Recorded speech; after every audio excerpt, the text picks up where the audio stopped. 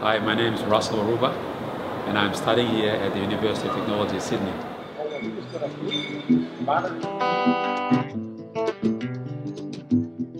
me personally, I've had a close encounter with the Lord, and the real meaning of worship is when you and I go through valleys of shadows of darkness.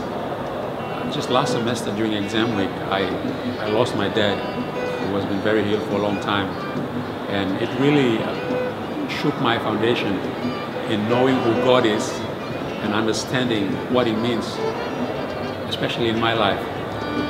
Now, I went home, buried my dad, and when I came back, I got a message from a friend of mine in New Zealand, a fellow student from Papau New Guinea as well, and he was struggling with the idea that whenever he thought of his dad, because his dad passed away 2 weeks prior to mine, he would feel angry towards these people, these sorcerers who apparently killed his father.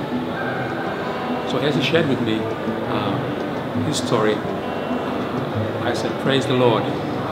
God allowed me to go through this experience so I could share with him. You know, you and I, without knowing, unawarely, we worship, whether it's our job, whether it's our family, whether it's God, and putting things in perspective. God allows us to go through various circumstances in life so that we can sit down and reevaluate. You know, God says in Isaiah 1:18, "Come now, let us reason together." And for me, worshiping is seeing life from God's perspective.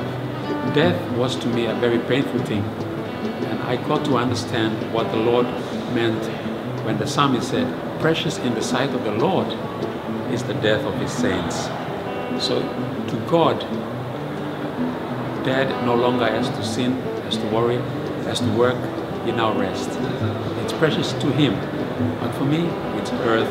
I am hurt, I am worried, I am sad. I will miss my dad very dearly, just like my good friend misses his father. But when we allow God, when we meditate on His Word, when we ask Him to live His life, to surrender ourselves to Him, and we get to see life from His perspective, then we will truly understand what it's like to worship.